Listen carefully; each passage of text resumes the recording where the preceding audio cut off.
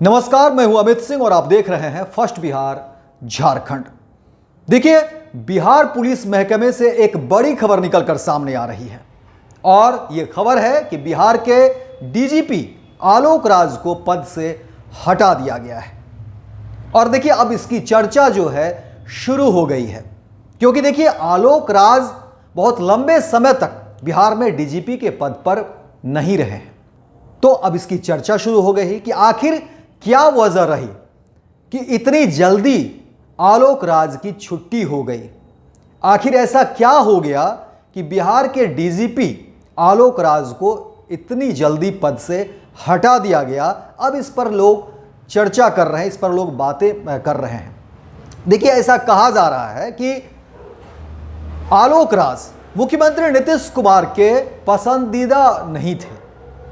अब इस पर चर्चा हो रही है, लेकिन फिर सवाल उठता है कि आलोक राज को फिर डीजीपी क्यों बनाया गया। तो देखिए, ये बहुत इसमें बड़ी एक कहानी है, वो आपको बताते हैं। देखिए, जिस तरह से बातें सामने आ रही है, जिसमें कहा जा रहा है, देखिए कि बिहार सरकार ने 30 अगस्त 2024 को आलोक राज को राज्य का पुलिस महानिदेशक यानी कि डीजीपी बनाया था। कुल मिलाकर देखें तो डीजीपी पद पर उनका कार्यकाल सिर्फ 3 महीने 13 दिन का रहा।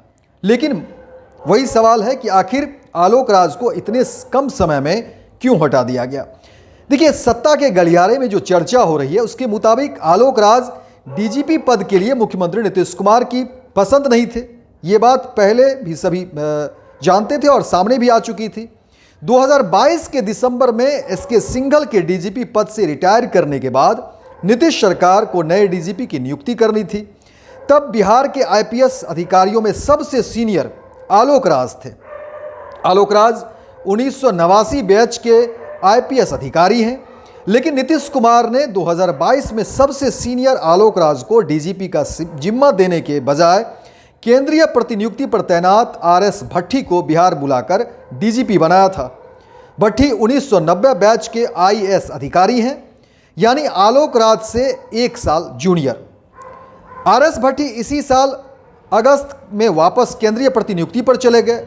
उनके जाने के बाद सियासी गलियारे में यह चर्चा आम हो गई कि विनय कुमार का डीजीपी बनना तय है। लेकिन सरकार ने आलोक राज को डीजीपी पद पर बिठाने का आदेश जारी कर दिया।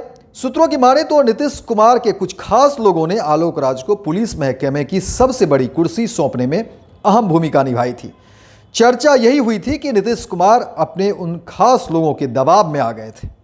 लेकिन आलोक राज की ताशपोशी के कुछ समय बाद ही सरकार में ये मैसेज गया कि बिहार पुलिस की व्यवस्था गड़बड़ होती जा रही है। नीतीश कुमार से उनकी पार्टी के ही कई प्रमुख नेताओं ने पुलिस को लेकर गंभीर शिकायतें की थी। राज्य सरकार बढ़ते अपराध को लेकर भी चिंतित थी। अगले साल बिहार में विधानसभा चुनाव होने हैं और सरकार को डर था कि कहीं कानून व्यवस्था का यही हाल रहा तो अगले चुनाव में इसका खामियाजा भुगतना पड़ सकता है।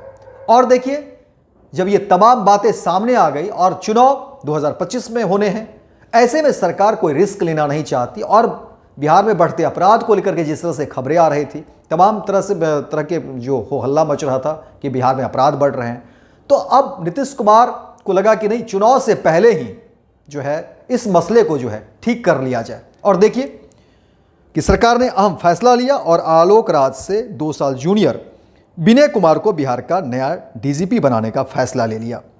विनय कुमार अपनी सख्ती और ईमानदारी के लिए जाने जाते हैं। वे लंबे समय तक सीआईडी के एडीजी पद पर तैनात रहे और इस दौरान सीआईडी ने कई अहम मामलों में की गुत्थी सुलझाई थी। सरकार ये उम्मीद लगा बैठी है कि विनय कुमार के डीजीपी बनने के बाद बिहार पुलिस की हालत सुधरेगी। और देखिए कि ये स्थिति अब कब जो है ठीक होती है। लेकिन अब बिहार में चर्चाएं शुरू हो गई है कि नीतीश कुमार, देखिए पहले भी वो बहुत फेवर में नहीं थे, आलोक राज को लेकर के बहुत संतुष्ट नहीं दिख रहे थे और मुख्यमंत्री नीतीश कुमार की पसंद नहीं थे। और देखिए, मुख्यमंत्री नीतीश कुमार जब पसंद नहीं करते हैं किसी अधिकारी को, तो फिर कहीं ना कहीं वो लास्ट में, अंत में जब भी फिर वो फैसला लेते हैं और देखिए वो फैसला आ भी गया। और बिहार में जब से आलोक राज देखिए डीजीपी बने, उसके बाद से अपराध को लेकर के कई तरह की बातें शुरू हो गई और नीतीश कुमार को कई मंत्री, कई नेता जो है वो आकर के बताते भी रहे कि देखिए अब जो है इस पर कुछ सख्त कदम उठाने होंगे, कुछ नए फैसले लेने होंगे, क्योंकि देखिए जो मैसेज जा रहा वो ठीक नहीं है। जो बिहार में मैसेज जा रहा और अपराध को लेकर के जो बातें हो रही है, कहीं ना कहीं पुलिस या तंत्र जो है उसको मजबूत करने की ज़रूरत है और इस पर जो है सोचना पड़ेगा। जाहिर तौर पर मुख्यमंत्री नीतीश कुमार पहले भी बहुत पसंद नहीं कर रहे थे आलोक राज को लेकर के। ऐसा नहीं था कि आलोक राज उनके पसंदीदा लिस्ट में हों।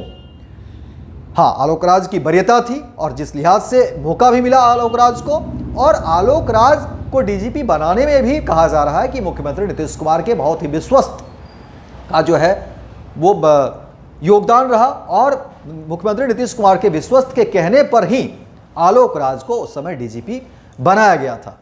लेकिन डीजीपी बनने के बाद ही लगातार जिस तरह से बिहार में अपराध को लेकर के घटनाएं जो है सामने आने लगी और इस पर देखिए चर्चाएं शुरू हो गई। विपक्ष तो हमलावर होते भी रहे और तमाम जो नेता कार्यकर्ता हैं जो नीतीश कुमार के नज़दीकी हैं वो भी कहते रहे कि देखिए अब जो है इस पर सोचना होगा, क्योंकि बिहार में 2025 में चुनाव है और चुनाव से पहले कम से कम पुलिस या तंत्र को जो है सो ठीक करना होगा, क्योंकि जिस तरह से अपराध की घटनाएं बिहार में सामने आ रही है तो वो ऐसा ना हो कि चुनाव के समय मुश्किलें बढ़ा दे। तो देखिए चुनाव 2025 में होने ही हैं और अब जिस तरह से मुख्यमंत्री नीतीश कुमार का फैसला आ गया और देखिए कि मुख्यमंत्री नीतीश कुमार 15 दिसंबर से वो यात्रा पर भी निकलेंगे और महिला संवाद यात्रा पर निकलेंगे, तो कामकाज का एक प्रेशर भी होगा।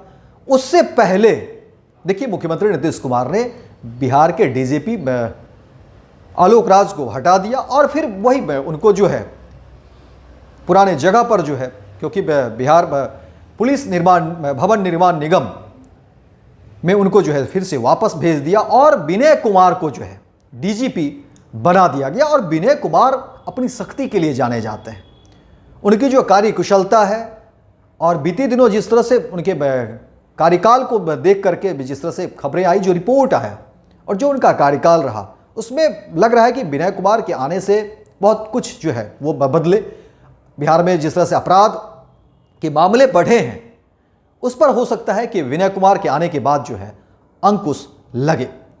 तो फिलहाल भाई अब देखने वाली बात है कि विनय कुमार जो है पुलिस के मुखिया बनने के बाद, डीजीपी बनने के बाद जो है अब उनके काम जो है सो किस तरह से दिखते हैं और बिहार में लॉ एंड ऑर्डर को वो किस तरह से कंट्रोल करते हैं। तो फिलहाल इस खबर में इतना ही, दीजिए इजाजत। लेकिन दिन भर की तमाम खबरों को देखने के लिए आप देखते रहिए first Bihar Jharkhand. Panorama group, जो सोचता है वो करता है। ये लो मुंह मीठा करो, आज मैंने अपना जॉब छोड़ दिया, अब हम पूर्णिया वापस जाएंगे। जॉब छोड़ दिया है? मतलब ये घर कैसे चलेगा? हम करेंगे क्या और माँ बाबूजी क्या बोलेंगे? इसलिए मैं एक और मिठाई का डब्बा लाया, अपने बिजनेस के लिए लोन अप्रूव हो गया। अरे लोन अप्रूव हो गया वो तो ठीक है, लेकिन पूर्णिया में हम रहेंगे कहाँ? अपना घर भी तो नहीं है वहाँ। इसलिए तो एक और मिठाई का डब्बा अलग से लाया हूँ। हमने पूर्णिया में घर ले लिया है, पूर्णिया के ई होम्स पैनोरमा में। पूर्णिया में पैनोरमा ग्रुप लेकर आए हैं ई होम्स पैनोरमा। बड़ा घर, आलीशान जिंदगी और अत्याधुनिक सुविधाओं के संग। अरे अरे, अब क्यों मुंह मीठा करवा रही हो? क्योंकि हम घर वापसी जो कर रहे हैं।